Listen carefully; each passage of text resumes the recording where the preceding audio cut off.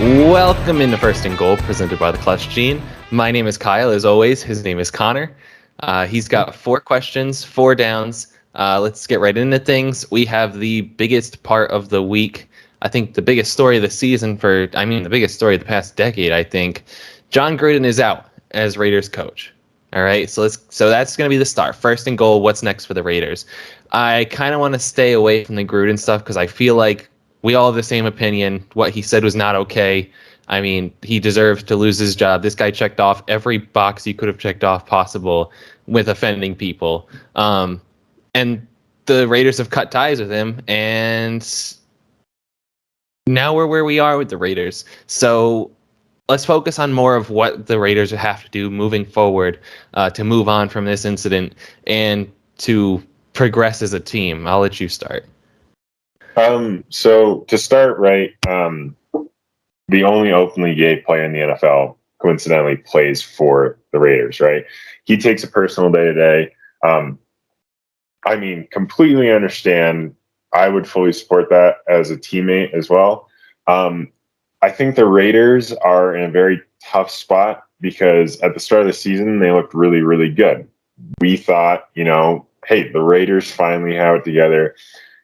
John Gruden implements that offense he's been working with for the past 2 decades now at this point, right? With Tampa and everywhere else he's been. And it looked good. And then they go into these last 2 games and things don't look good, right? Like they lose their last 2, right? Pretty heavily. Not their last 2. They lose to the Ravens, and they lose down the road a little bit. But I think the biggest thing for the Raiders is they need to figure out immediately how to fill in that head coaching role because they have a solid team. It's not like they're floundering and they don't look good. They're doing well in the AFC West. They have some solid games coming up. The big issue is he had a 10-year contract, right? They were banking on him for an entire decade to get that team to where they wanted to be, whether that was obviously a Super Bowl at some point, right? I don't think anyone expected the Raiders to go to a Super Bowl anytime soon, but with 10 years, you can probably make something happen. They need to immediately find someone to step into that role, and not just to step in. Like, with everything that happened, they need to find a guy who can immediately take that team and be like, all right, guys, I know this happened, but we have a good thing going here, and we need to keep pushing forward. There can't be a lag with the Raiders. They're not a bad team where you can throw a guy in there for a year until they find someone else. The Raiders have a good enough team where they can compete. So you need to find a guy right off the bat who can bring that team back together and keep pushing forward. And I think that's their best option at this point. I don't know who that would be because there aren't a lot of head coaches kicking around looking for jobs right now. So are they going to bring some up from the inside, or do they go out and get more than likely an offensive coordinator to fill that role? I don't know what they're going to do, but they're going to have to make a decision soon. Yeah, so the issue arises with this team is, we mentioned it a couple weeks ago. This team is like built for a John Gruden offense, the West Coast offense, and John Gruden was the guy for the West Coast offense, and he's not coming back because this team has to figure it out. He's not going to get a job again, so this team has got to figure it out. Right now, Rich Bisaccia, I think I said that name correctly. I could be pronouncing it wrong. He's due to take over as interim for the rest of the season. He's a special teams coordinator for them and also the assistant coach. But in a way, I think this resignation helped the Raiders a little bit in the long term. And I know it sounds weird since no team wants this sort of thing over their heads. But he had a 10-year, $100 million contract. That is the richest ever in terms of total value, so the $100 million. And it's third in the league in terms of per year salary. So he's making $10 million per year. The only coaches that are making more than him are Bill Belichick, speaks for himself, and Pete Carroll. Both those guys have been to and won Super Bowls in their time since they've gotten the contract. So it releases a huge burden financially off the team.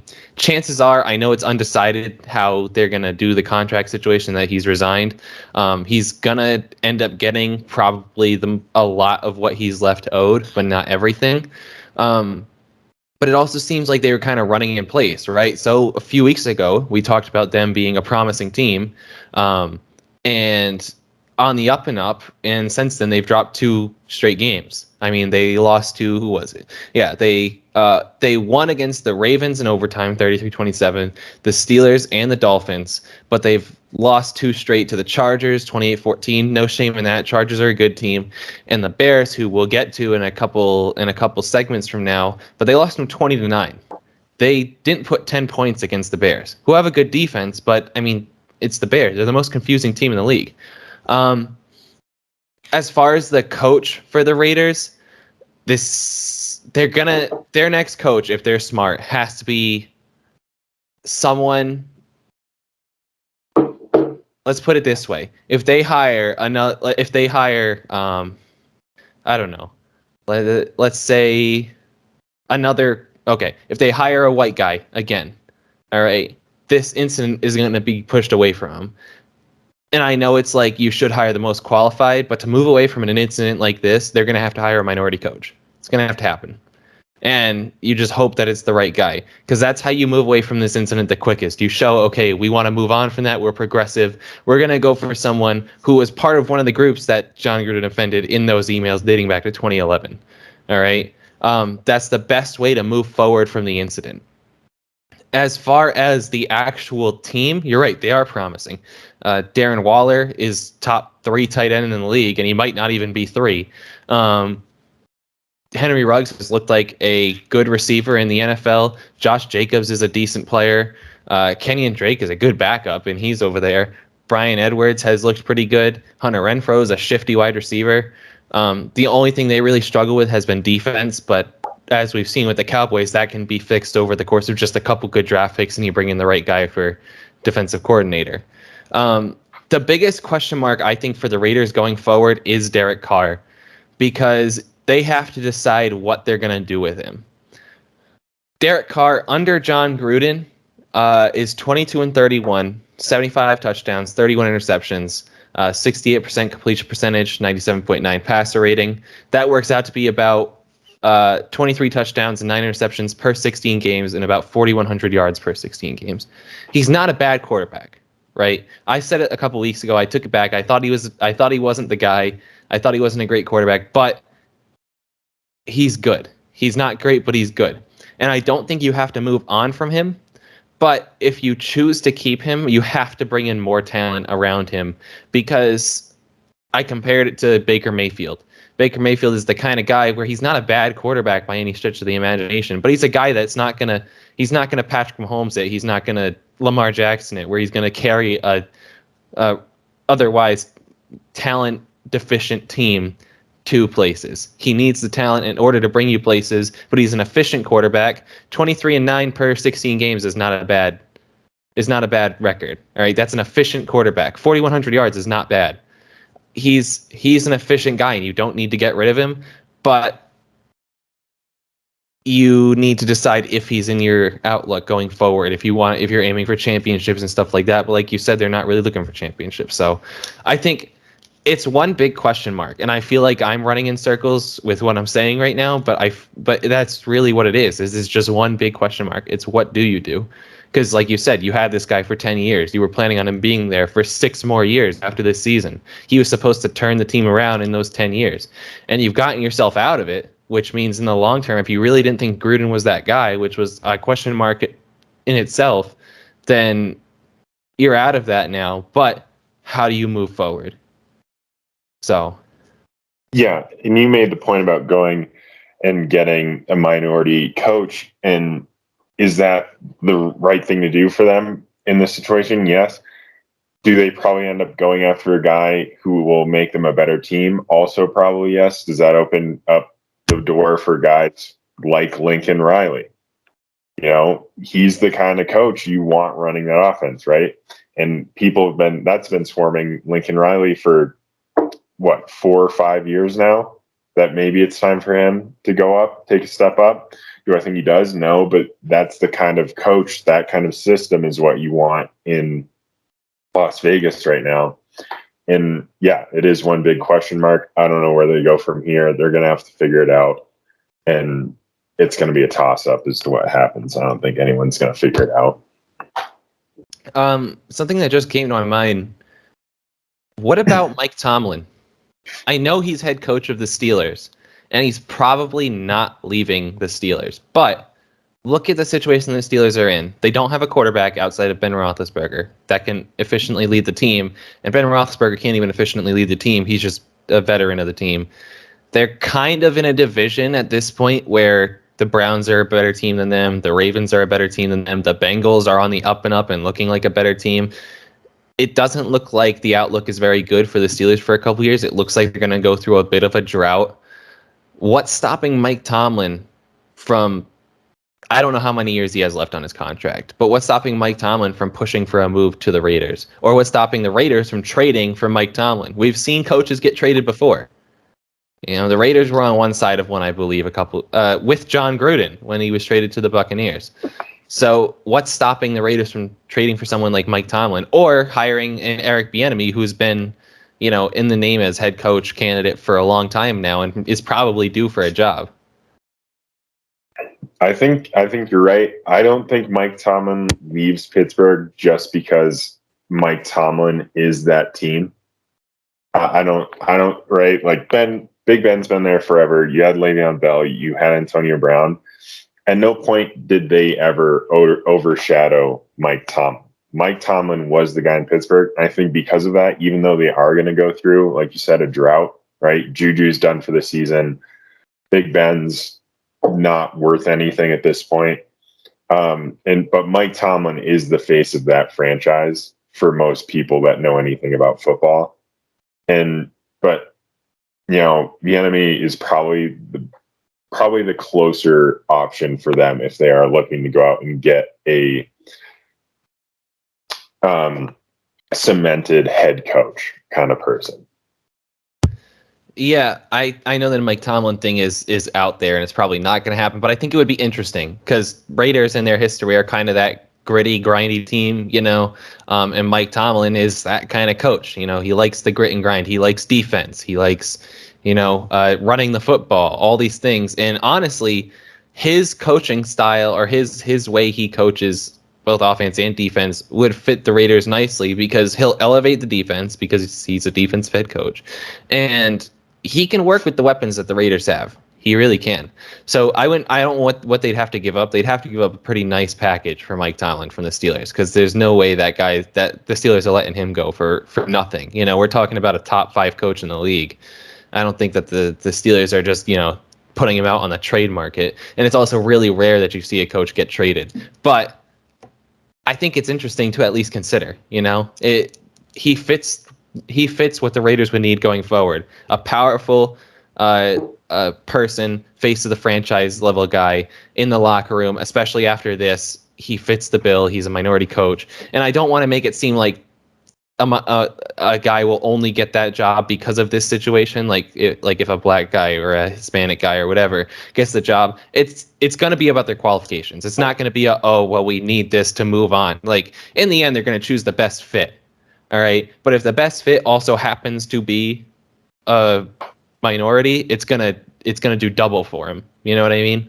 So I don't want to make it seem like they're not going to get this job based on merit. They're not going to hire anybody off the street to fix this problem. You know, but there's definitely ways to go about this. All right. So let's move on. Second and goal. Much lighter note. The NFC North might be the weirdest division in football. The NFC North is the most unpredictable / predictable division in football between teams. I say that because they are unpredictable in the sense that one week a team looks terrible, and but when you look at the standings, you're like, yeah, this is exactly how I thought it would pan out. You know? So I don't know. Give your thoughts on the NFC North. They are, right? They're the most confusing division in the NFL. And I think we start at the bottom of that division, which is the Vikings and Lions, right? After this last week, the Lions and the Vikings could very easily have swapped places in the NFC North. The Lions are 250-plus yard field goals away from being 2-3, which I think is a perfectly valid thing. They don't look terrible. Jared Goff is leading that offense decently well. Is he Matt Stafford? No. Did we expect him to be? No. But, I mean, losing on 2 last-second 50-plus yard field goals hurts them. And they could either, be one up on the Vikings or tied with the Vikings in this situation, but that's how it is. The Bears at 3-2 is probably the most mind-boggling one, right? Justin Fields comes in, gets his first win as a starting quarterback. They actually played Justin Fields the way we all wanted to see Justin Fields play. So I think Chicago, as an entire organization, fan base, is actually, looking up, especially with Matt Nagy no longer calling the offensive plays and making those decisions. Best decision they could have made up there. And seeing them at 3-2, you're like, okay, they have the defense to back it up. They finally have Justin Fields playing quarterback. Things are looking good. He's running the offense well. And the Packers, after getting blown out in week 1, ramble off 4 straight wins. There's no huge surprises there, but the NFC North has always just been this just muddled division where it's like, okay, the Lions are probably going to be terrible. The Vikings and the Bears are going to duke it out for second, and then the Packers are going to blow everyone out of the water. And it's been like that since Aaron Rodgers took over the starting job in Green Bay. So we're at this point now where it's like, can the Bears build something around Justin Fields to finally take over Green Bay? We know Aaron Rodgers won't be there after this season. In the all long shot likelihood that Aaron Rodgers stays in Green Bay. I mean, we saw him making faces at Mike Tomlin during the Steelers-Packers game, right? So, a totally different story. Can the Bears finally figure it out, take over Green Bay, and start running the NFC North? If Aaron Rodgers isn't there next season, I think that's a no-brainer that they probably can't. Yeah. So it's kind of all over the place right now. And I really hope the Bears can put something together. But as for this season, I think that things are going to stay pretty much as they are now. Green Bay, Chicago, Minnesota, Detroit. And that's kind of how the season's going to finish up. Yeah, I agree with that. I think that the standings that there are now, so the Packers are first, Bears second, Vikings third, Lions last. That's probably going to be how the season ends, in that order. Whatever, how many wins they have, if the Bears sneak into the playoffs, we don't know, but that's probably going to be the order of teams. But starting from the top of that, the Packers, like you said, looked horrendous after week 1. And now they sit at 4-1. They've rattled off 4 straight wins. They do this every single year where they have losses that make you think that they're finished. They make you think Aaron Rodgers is washed. They make you think that that's the best team in the NFC, as in the weakest team is going to win their division. They do this every year. And then they rattle off some significant wins. We all remember the Aaron Rodgers, RELAX, relax. And everybody falls in love with them again, and then they end up losing in the NFC Championship game or some variation of that. That's what happens every single year with the Packers. So this is nothing new. The Bears have at times looked like the worst team in the league. They lost to the Browns 20-6, and everybody said Matt Nagy should have been fired yesterday, and now they've rattled off 2 straight wins, and they're in a playoff hunt. So that's just how it works. Nagy should have been fired 2 weeks ago. But now, since they're in a playoff hunt, you're thinking, oh, well, maybe the Bears make the mistake of letting Matt Nagy stick around for another, year. And you're right, it's good that they've moved play calling away from him, but they're so up and down, so high and low, the Bears. Sometimes it's like, they haven't looked super impressive in their wins, but they've won nonetheless. It's hot and cold. And then the Vikings, they lose to good teams. They've lost to the Browns, Cardinals, and Bengals, all close games where they lost by 7 points or less. I think the Browns game was the only one that they lost by 7, and that was 14-7. Every other game, I think, was 3 points or less, actually. And then they beat the I put this as bad question mark teams because they beat the Lions by 2 points and it was a close game, and then they beat the Seahawks by 2 scores. And I'm not really sure how I feel about the Seahawks. I don't know if they're a bad team that's just kind of carried by Russell Wilson, but well, we're gonna find that out next week, right? right, when Geno Smith plays instead of him. We'll find out for the next 6 weeks, when Geno Smith's playing all those games and Russell Wilson's on the sidelines injured. It's the Cousins effect with the Vikings. They look mediocre, but they have talent. And they're going to have to move off of Cousins next year. I think his contract is up after this year, if I'm not mistaken. Because it's not a good outlook with him at QB. This is exactly who Cousins has been his whole career. He loses to good teams, beats bad teams. And to the Vikings' credit, they have been close against the good teams. But like I said, they have the talent to be able to beat those good teams. Mike Zimmer is a good coach. It's just when you got a quarterback who folds in the biggest moments, we've seen him make one big play his whole career. That touchdown pass against the Saints in, I think it was overtime, but I'm not positive, in the wild card round. That's the biggest moment of Kirk Cousins' career. It hasn't gotten any better since then. He's a mediocre quarterback, and when you're led by a mediocre quarterback, you're a mediocre team.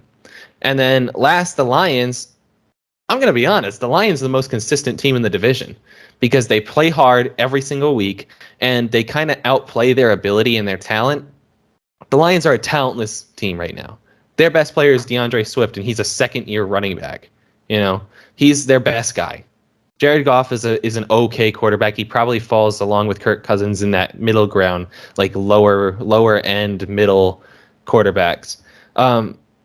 Dan Campbell cares a ton about this team. I don't know if you saw that video of him crying after the loss when they did the 2-point conversion, looked like they were going to win the game, and then the Vikings kick a 57-yard field goal or something like that. That's how you know you're a cursed organization, when the Vikings are kicking and making game-winning field goals against you. Because if there's one team that has the worst kicking luck in the NFL, it's the Minnesota Vikings. They were supposed to miss that kick, but because you're the Lions, the NFL football gods were like, one team is more cursed than the other. The Lions are more cursed than the Vikings. We have to choose them. But if they had any sort of semblance of talent, the Lions, they'd be at 3-2, I think, right now, or they'd be somewhere in that range. And they feel like they're a better team than 0-5, but their record doesn't show. Their record doesn't show their games. It shows how much talent they have. They're an 0-5 talent level team, but they have not played like an 0-5 team, if you get what I'm saying. And Penei Sewell ended up being a good draft pick for them. So we'll see. The Lions have a history of making really bad decisions. But it's so up and down with this division. I can't think of another division like this. Like the NFC West is crazy, but it's not weird. Like, all the teams are good, but there's not a team in the NFC West where you're like, oh god, this is so weird how they're in first place or how they have this record. Like, no, the Cardinals have played the best this year. The Rams probably have the most talent. The Seahawks are in that middle ground, and then the Niners are the fourth best team in that division. Doesn't mean they're a bad team, but it's what they are. The NFC North is doing their best NFC East impression this year. That's the only thing I can think of to compare it to.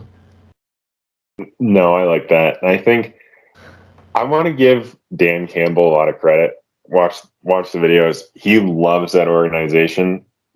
His biggest issue is he walked into a stripped team, right? They get rid of their 2 top receivers before he gets there. He doesn't even get time with Matt Stafford. Before he even gets to make a decision, he's gone.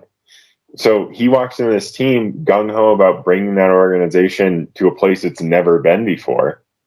And he walks in to a gutted car.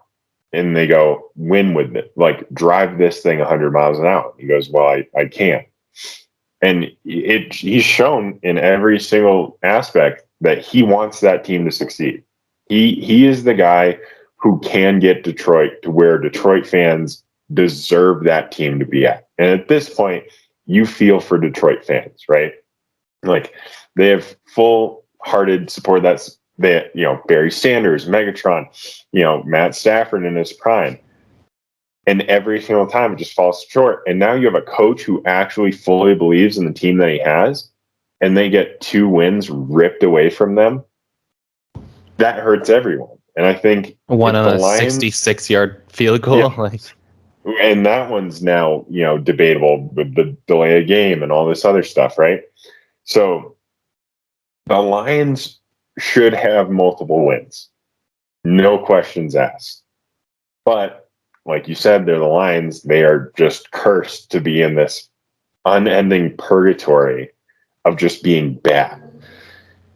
So yeah, I mean, you said it. Like you said, I give a lot of credit to Dan Campbell because he truly believes in this team and he believes he can win with this team. And I don't really think there's a coach in the NFL that could win with this team. I hope that Dan Campbell keeps his job after this year and that they let him be the coach moving forward for a couple years because he's the type of coach that can get the Lions to the playoffs. If they continue to play hard for him like they have now and they add some kind of talent on the roster, they can be a playoff team. And for the Lions, if you're a Lions fan, that's all you're looking for, right? The Lions are competing to win Super Bowls. The Lions haven't been competing to win Super Bowls for the past 30 years, 40 years. I can't even remember the last time the Lions were competing to win a Super Bowl. It's all about expectations, right? I made fun of the Packers for losing the NFC Championship game every year, and that's a disappointment to Packers fans because the Packers are the kind of organization that plays to win Super Bowls, right? The only thing that matters to them is the ring, and when you have Aaron Rodgers, you have a good shot at getting that ring. The Lions, they'll just be happy with a second round playoff appearance. If they get a first round bye, oh my God, that would be the greatest thing to happen to Detroit in 50 years. It's all about expectations with them. And is Dan Campbell the kind of coach that can get you to a Super Bowl? I don't know. Probably not. All right. His teams play hard, but I don't think he's the football mind that's capable of making it to the Super. Because at some point, I don't want to, like stereotype the guy, but at some point, the grit and grind has to be taken over by some kind of like strategy and technicality and everything like that. And I'm not saying that he doesn't have that. I'm saying that there are a lot of coaches that probably have more of that than him. But he's the kind of coach that can get them to their expectations. It's to compare it to another sport. It's like the Toronto Raptors before they won the championship, where every year the Toronto Raptors were a really good regular season team, and they never really made it to the NBA final. Like they never got their chance at the NBA finals, but they were good with being a good regular season team. And then obviously the ownership shook it up, added Kawhi Leonard, they win a championship, that whole thing. And now, I mean, they're going to coast off that championship for the next 20 years because they're not the kind of team that's in it like, oh, we got to win a championship every year. They're not one of those teams. And the Lions are just like that. It's if they have one good season where they really kick ass, maybe they make an NFC Championship game appearance if they're lucky. They're going to coast off that season for so many years. Dan Campbell might not be fired. Might not be fired ever again. He'll have a job for life. But I do want to talk about the Bears in the sense that what do they like? Do we agree Matt Nagy has to be fired after the season, regardless of what they do? Oh, absolutely. Yeah, no questions asked. You have to get him out of Chicago. So at this point, it's what are the Bears in it for? Is it really just see what Justin Fields has? And let's be honest, Justin Fields has not been lighting the world on fire when he's been studying these couple of games, but he's definitely looked better than that Browns game where Matt Nagy should have been fired as soon as he walked into the locker room. But if Nagy is not even coaching for his job, he's a dead man walking at this point. I mean, what are the Bears in it for? Because at this point, the Bears are in a tough spot where their defense is championship caliber, right? They are a legitimate unit on defense. But their offense is going to take some time to grow. You have Justin Fields, I believe in Justin Fields. I think he's a project quarterback. I think he's one of those guys that's going to take 2-3 years till you're really going to see real results with them. And those could be great results, but it's going to take some time for him to get to that level. And then you have Allen Robinson is a bit older, and he's probably going to ask for a way out of there, or they're going to find a way to get him out of there because he doesn't really fit the timetable that they're looking at with Justin Fields at quarterback. And that defense is aging. So what are the Bears? What's next for the Bears after this season, I guess? If Matt Nagy is a dead man walking, which we both believe, no matter what. They could go. I mean, they're 3-2 now. They could go 14-2, and I think he still loses his job. They'd have to do something special in the playoffs for him to keep his job. But so what's next for them? I think they need to get Justin Fields acquainted with the players he has. Whether Matt Nagy leaves and they switch off the offense with whoever comes in next, Allen Robinson leaves, you have 3 solid players who are coming up on that team, right? You have Mooney, Cole Kmet, and Tyreek Cohen. We know Tyreek Cohen, does everything. He is their, Swiss Army knife on that offense, catching, running, doing whatever. I also feel like he's very underused as far as this go. David Montgomery also deserves it. Yeah. So I think he needs to get a solid connection with those 4 players. That way, no matter what happens next season, he has that connection, right? They're not getting rid of Cole Kmet. They're not getting rid of any of those 4 players on offense. The biggest thing, they need an offensive line. They need to add pieces there to protect Justin Fields, because that isn't a quick strike offense. With Allen Robinson, it is to a certain extent, but it's not an offense that you're going to see, play action, run, 50-yard bomb. That's not how the Bears are built, right?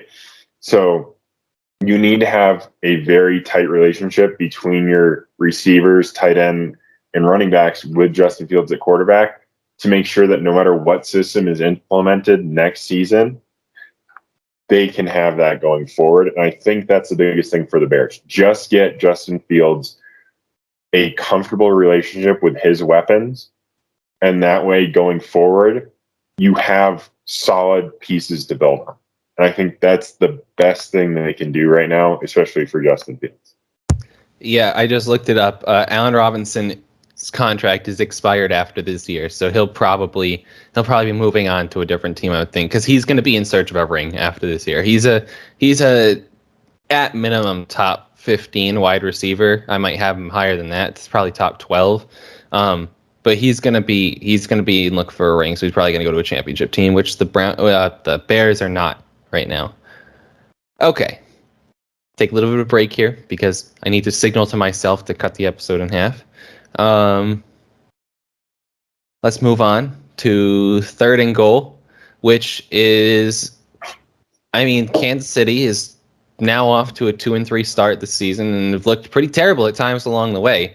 The defense looks terrible and the offense has struggled at times. I know that they're probably averaging 28 points per game, which doesn't show a sign of a struggling offense, but they've kind of left it late sometimes. Against the Browns, they left it late. They took a while to get into gear.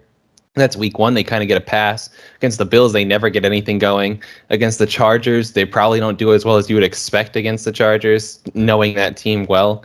So what are your thoughts on Kansas City? Are they done? Do they need to panic? Like, what's going on for them? They need... One, that defense is atrocious. They need to fix that defense. This is not like we can take care of it and fix things. That defense is so bad that they need to figure it out now. Whether that's finding a free agent or getting someone in there, especially in that secondary, to fix their pass coverage. We saw, Tyrann Mathieu was throwing his arms up in the air every time he saw Sorensen in coverage because he knew he was going to get burned. They need to figure out that defense immediately. I know they didn't have their biggest playmaker, Chris Jones, playing. We have seen that Chris Jones at defensive end hasn't been a huge force for them this season. He needs to be moved back inside. That's why they paid him so much money this year. Defense needs to be fixed. Everyone has figured out, who has a solid defense, how to stop the Chiefs' offense. It's a very simple game plan. You sit a high safety above Tyreek Hill, and you let Travis Kelce do whatever he wants. And we've seen it. It works. The Raiders figured it out last year. The Chargers did it. The Browns did it to an extent. And the Bills essentially made Tyreek Hill unusable. And if that's how easy it is to shut down the Chiefs, I know they're still putting up points, but if you're letting Travis Kelce having 10 receptions for 100 yards and no touchdowns, I mean, he got one on a little shovel pass thing, but Tyreek Hill is not a route running wide receiver. He is a guy that runs in a straight line for 30 yards. And if he doesn't get the ball, he doesn't get the ball. But he's so easily negated that, right, you can waste a safety, especially if you have Jordan Poyer sitting back there, one of the best safeties in the NFL, or even Micah Hyde. You have a safety duo like that. They need to figure out a way to change up that offense to help them win games, because right now it's not. I understand it's a high-powered offense that can score at will, but when you have a defense on the other side of the ball that has enough players and guys they trust to just lock someone up, they're very one-dimensional. Clyde Edwards-Helaire goes down early in that game. They don't have anyone to run the ball after that, and they're not a super strong running team to begin with. Then they have their two weapons on offense. You negate Tyreek Hill, and then Travis Kelce's just running around. Yeah, he's getting a ton of catches, but he's not hurting you all that much. And Patrick Mahomes is so worried about getting calls at this point that, yeah, he makes some great plays, but at the same time, he's just trying to get extra yards on penalties. And Patrick Mahomes is an incredible quarterback, but he's in a similar situation to Lamar right now, where sometimes he just tries to do too much. And Lamar had an incredible game. I mean, I think he put a lot of stuff to rest after that game, but they're still in the same situation. They both try and do too much, and the Chiefs are coasting. And we talked about this before. I think that Super Bowl, we both agree, that Super Bowl loss did something to the Chiefs. And it was something big.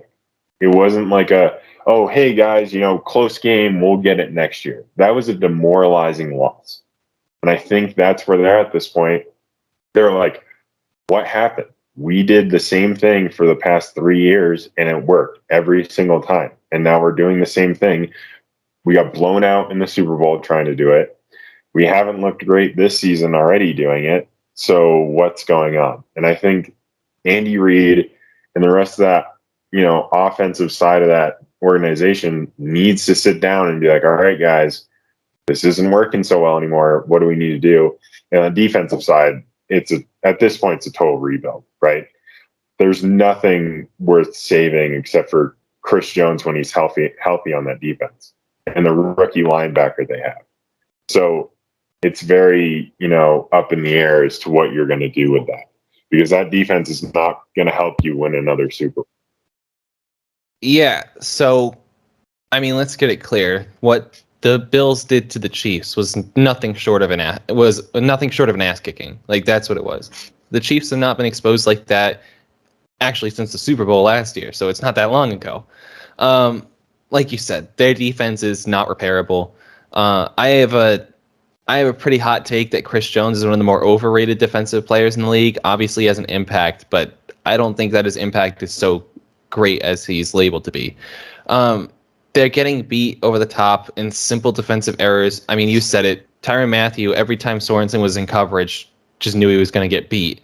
Tyrann Mathieu is the only defensive player on that team that's worth anything, in my opinion. And even he makes some really dumb mistakes throughout the game. He just makes up for it because he plays so hard all the time.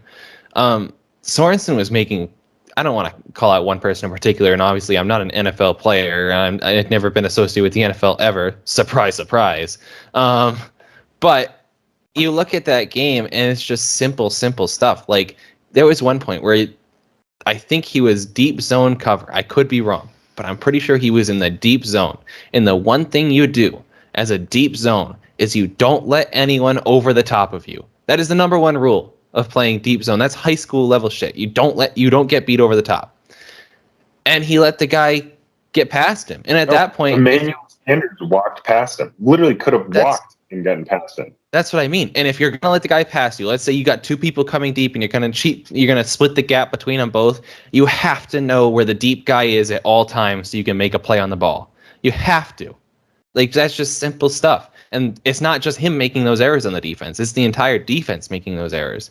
And the offense, they score points and they they put up numbers, but still a little concerning because, like I said, they started slow against the Browns. They've shown signs of inefficiency and they struggle. And like you said, it seems that a simple deep safety over the top, just covering Tyreek Hill, works, and that's concerning. It's not that the Chiefs can't score in an efficient way, working their way down the field, because they can. Obviously, they have the talent to do it. Patrick Mahomes is more than capable of doing that level of thing. But the issue arises in that the Chiefs are a big play offense. And by that, I don't mean that they live and die by the big play. I mean that it's different because some big play offenses, they live and die by the big play. And if they don't get that, they don't score. The Chiefs can score without the big play. But when you're playing the Kansas City Chiefs and you're the opponent, you're the defense, and you are hanging with them, and then, middle way through the third quarter, Chiefs get the ball, and they throw a 75-yard bomb to Tyreek Hill, and they score on the first play of the possession. That's demoralizing. All right, to come back out on offense, and then let's say that defense, by a miracle, gets a stop. Now you're in a doubly bad scenario because the Chiefs get the ball again. They just scored in the first play of the possession, so their morale is sky high. Tyreek Hill's confidence is at an all-time high, and you couldn't get anything going against the Chiefs defense. So that's what I mean by they're a big play offense, is that the big play feeds them. And when they don't get that big play, it's easy to hang with the Chiefs because you don't get demoralized and they don't get boosted pretty much. If you score on a big play, it is much harder for your defense to come back out there and be like, oh, geez, we'll get them this time because it's Patrick Mahomes and the Chiefs. You know you're not going to get them. But if you make them score, if you let them score and they have to go 15, 12, 13, 14, 15 plays deep and work their way down the field, and they still, like, even if they still score a touchdown, that's a win for the defense. That's a win that you just did that. And then, I mean, I know the Chiefs have played a tough schedule. They've played, let's see. Yeah, they got wins against the Browns and the Eagles, 33-29 against the Browns and 42-30 against the Eagles. And then they have losses against the Ravens, 36-35. We talked about that game a couple weeks back. The Chargers, 30-24. And the Bills, 38-20. And that's going to lighten up, right? So right now they've played 4 playoff teams out of 5 games. Eagles are an okay team. They're a middle-of-the-pack team. Their next 5 games come against the Washington football team, who has not looked convincing. At least on defense, they have not been nearly as good. The Titans, who lost to the freaking New York Jets, so that explains everything about them. The Giants, who are probably the most banged up team in the NFL. And the Packers, and then the Raiders we just talked about, kind of in a no man's land right now. So they should go 4-1 at minimum through their next 5 games. But they've played 4 playoff teams and lost to 3 of them. One of them is in their division. The other one is like one of their biggest rivals over the past couple of years. The Ravens have not been able to beat the Chiefs. Lamar said it, that the Chiefs are the Ravens' kryptonite, and they beat them. They beat the Chiefs. And then the Bills are probably their number 1 contender in the AFC, and they got their ass handed to them in that game. And then they barely beat the Browns, and the Browns are a playoff team. So that's where it's concerning, is that I have no issue saying that the Chiefs are going to beat the bad teams, but when they play the good teams, their defense is just so awful. And their offense is not, we can't say that it's solved, like it's easy to solve because they still score points, but it's easy to manage because we've seen what happens. So that brings me to a little game I'd like to do called Patrick Mahomes versus the World should actually be the name of this game. But basically, I'm going to give you a quarterback, and you're going to say who you'd rather take over the next 5 years. So that's the important part. Over the next 5 years, who would you rather have? So we'll start with the quarterback that he played this past weekend. Would you rather have Patrick Mahomes over the next 5 years or Josh Allen? Josh Allen. And we talked about this. And my biggest thing with Josh Allen is he has everything you could possibly want in a big quarterback, right? I mean, looking at Josh Allen, you see kind of like MVP Cam kind of stuff. He's making the throws. He can make the runs with his legs when he needs to. He's athletic as hell. He's an incredible leader in Buffalo. And he just does everything right. Like we saw him his first 2 years, he made a lot of mistakes. He was throwing a lot of picks. He's fixed that. Not only has he fixed it, he's brought that whole team together. That team is built around Josh Allen, and he brings everything together. I think the big thing for me is he is so grounded. He's the kind of guy, like Patrick Mahomes is very showy. He's very like, oh, look at me, Flashy, look at this, very flashy, and that causes mistakes. And we've seen it this year. The no-look passes that have gone for picks, that kind of stuff. Josh Allen is the guy who's going to make the decision. And if it's a throwaway or whatever it is, it's going to be the safe decision, and it's probably going to be the right decision. And his talent, arm talent alone on Josh Allen is incredible. Some of those throws he was making looked like 95-mile-an-hour fastballs coming out of his hand. His deep throws are accurate. He nailed every single deep pass he had. And he's the kind of guy that I want in my locker room, because no matter what happens, he's going to try and pull that team up and pull them together. We saw Patrick Mahomes on the sideline the other night, like, woe is me kind of thing. When something goes bad for Josh Allen, it's all right, let's go. Next time we're getting it. I personally have always liked Josh Allen. I caught a couple of his games in Wyoming throwing to the Hollister twins. Neither of them, I think, are even in the NFL anymore, and those were his best weapons. So coming from there to doing what he's doing in Buffalo, I love Josh Allen. His talent alone in athleticism makes me want to take him. And I understand Patrick Mahomes is an incredible quarterback, but Josh Allen as a complete player makes me want to pick him more. Yeah. I'd probably still pick Mahomes just because I think that, look, as far as arm talent goes, in just the throws that they can make, they're equal. I think Patrick Mahomes is more accurate than Josh Allen. I think that Josh Allen is much more athletic than Patrick Mahomes. Not that Patrick Mahomes is a bum athletically, but Josh Allen is a freak of nature. I like what you said about Patrick Mahomes being kind of flashy and sometimes it bites him. But I also think that Josh Allen, while not as flashy, isn't like the greatest decision maker in the world. I'd still give decision making to Patrick Mahomes, because Josh Allen might not make those flashy throws, but he'll definitely take the 15-yard sack. He's definitely liable to do that. He's definitely liable to, he doesn't do it as often, but throw it up into double coverage because his arm is that good where he just has confidence in everything. Like, he can always beat the defender. And sometimes that comes back to bite him. So I think that Patrick Mahomes is still a better decision maker, and Patrick Mahomes has a championship. He's playoff proven. So got to give the edge to Patrick Mahomes. For me, I'd give him the edge. But it's definitely closer than I think people initially thought. Patrick Mahomes versus Justin Herbert for the next 5 years. This one's a tough one.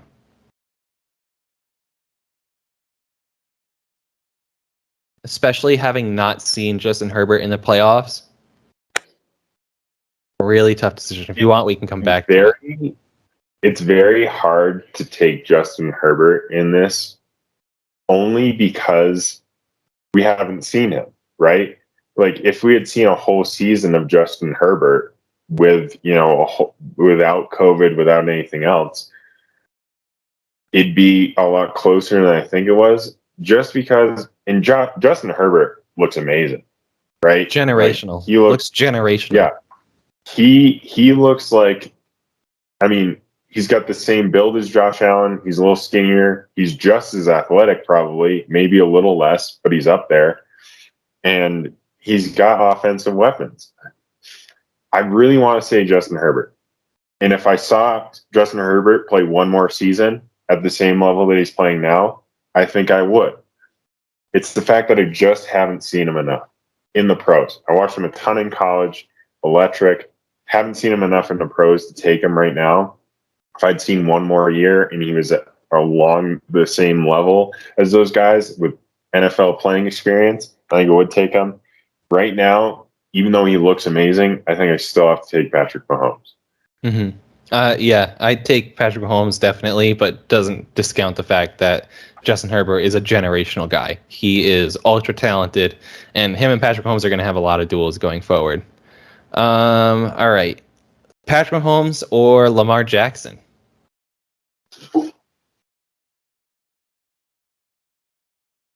I'm a big Lamar Jackson supporter, but I think this one's easy.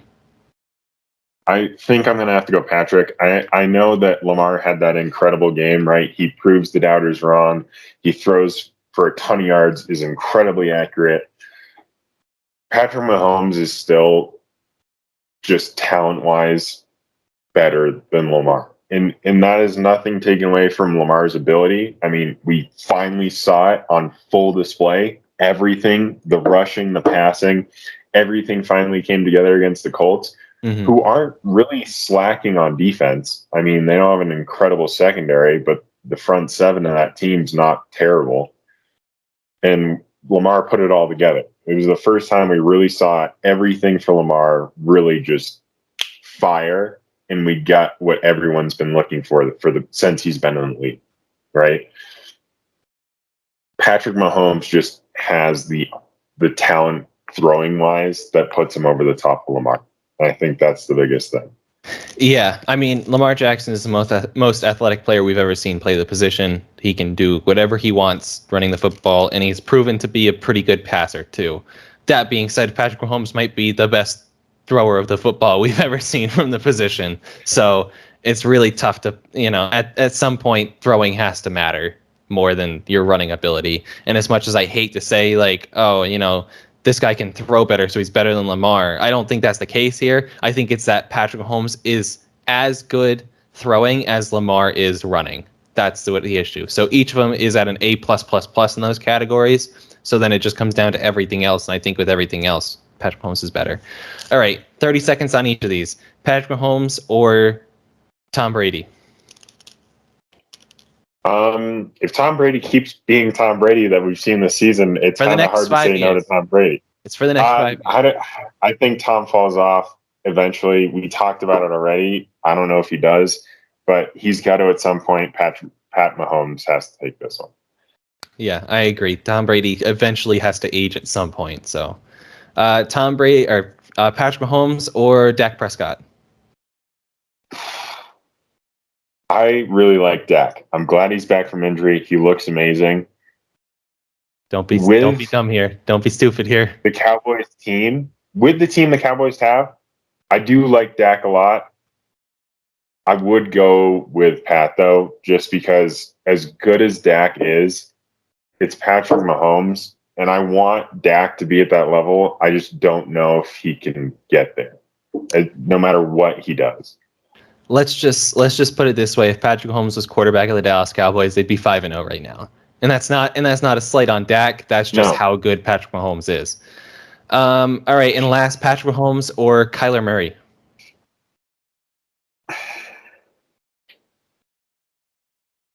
Mahomes. Kyler is. I know he's done great things this season. We talked about the Cardinals. I get it; they're winning. They do it every year. Every year they win, and then Kyler is a less athletic Lamar Jackson at this point, and it just probably a little better of an arm. Yeah, a little better of an arm, but just less athletic in general, and I think that ends up hurting the Cardinals in the long run. We know Pat Mahomes. Kyler is just going to be that. They're going to be that team in Arizona where it's like, oh, hey, we just rattled off 3, 4, 5 wins to start a season, and we end up losing, 6 of the next 9 or something. Yeah. Yeah, I mean, Kyler is uber talented, but I have yet to see the Cardinals put it together for a whole season. I have yet to see Kyler Murray put it together for a whole season.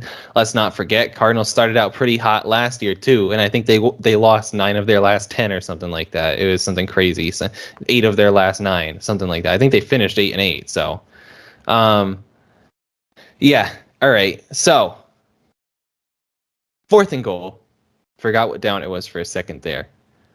We have the best and the worst, just like we do every week. Best and worst. Connor, give me your...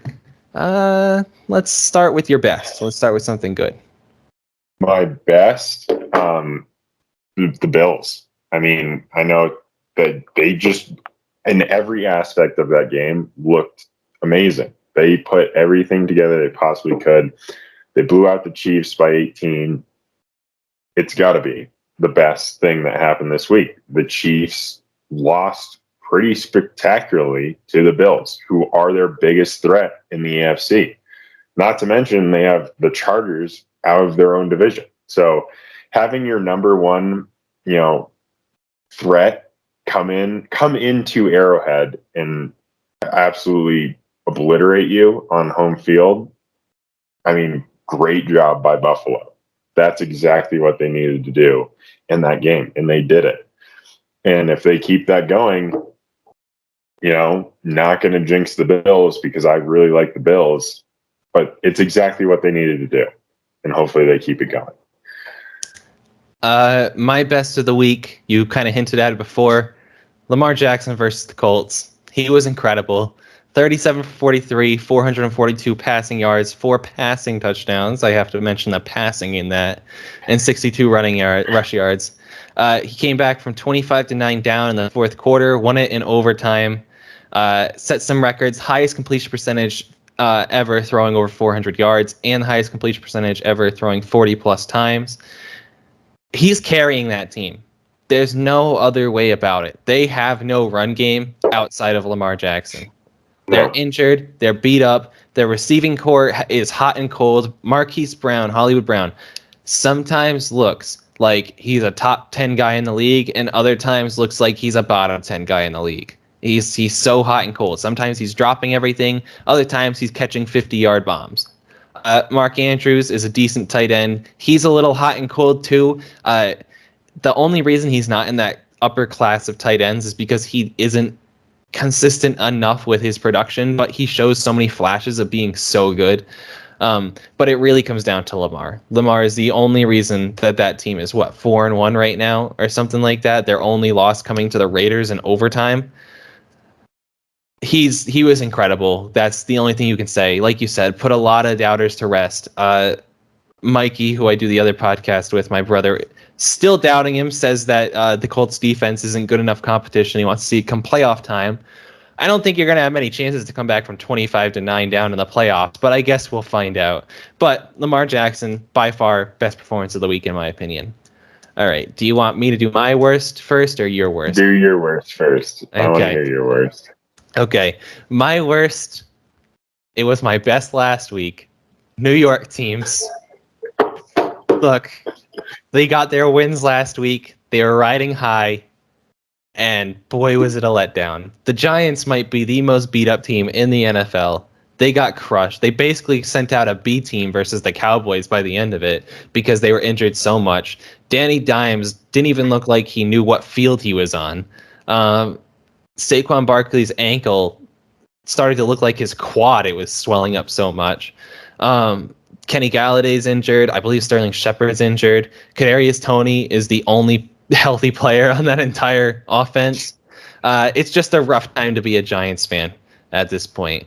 And then the Jets, after their big win last week against the Titans, show up against the Falcons team that is proven to be pretty beatable.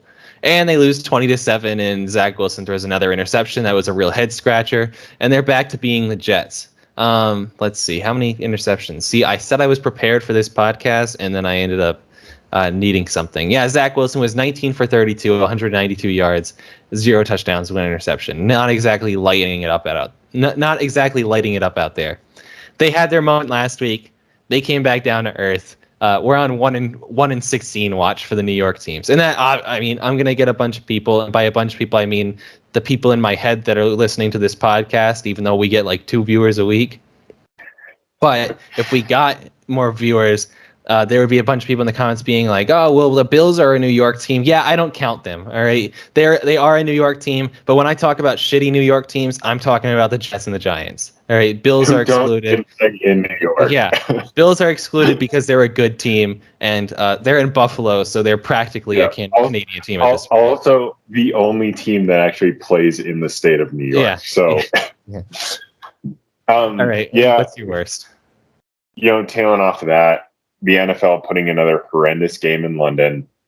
back-to-back times where they've put two absolutely horrendous teams playing overseas and expecting the NFL popularity to grow outside of the U.S. I know that Europe has a pretty strong NFL following. You're not going to get any bigger putting the Jets and Falcons in Tottenham to get any more viewers. Like, even I totally forgot that game was being played that early in the morning. And I usually get up to watch early games. And I looked at my phone and I was like, oh, it's the third quarter of the Jets-Falcons game. And it's 8:30 in the morning. So if you're going to do that kind of stuff, if you want your sport to grow, don't put shitty teams overseas to play games. Well, you don't have to worry about that because next week, London gets a real barn burner. They get the Dolphins and the Jaguars. So next up in London, growing the game. Also, I should add to my worst tailing off of that, the United States men's national team for soccer, because Christian Pulisic, the Golden Boy, is a Jets fan. That is a red flag if I've ever seen one. Ooh, that doesn't bode well. He's been playing pretty well for Chelsea. Yeah. All right. We've reached the end of the episode. It is time for you to either choose to do the extra point, which is prediction for this week, or go for two, which is a trivia question that I have ready for you. Right now, you are 0-4 on trivia. You're really killing it. And you're 1-2 on predictions. You got one cop-out prediction right. I know. Well, that's essentially what we're going for at this point, right? Let's go. We're going to do a prediction. I'm looking at the games.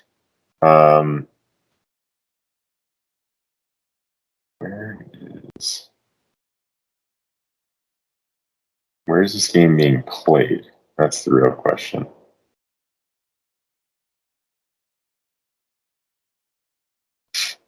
Are the Ravens playing in Los Angeles, or are they playing in Baltimore?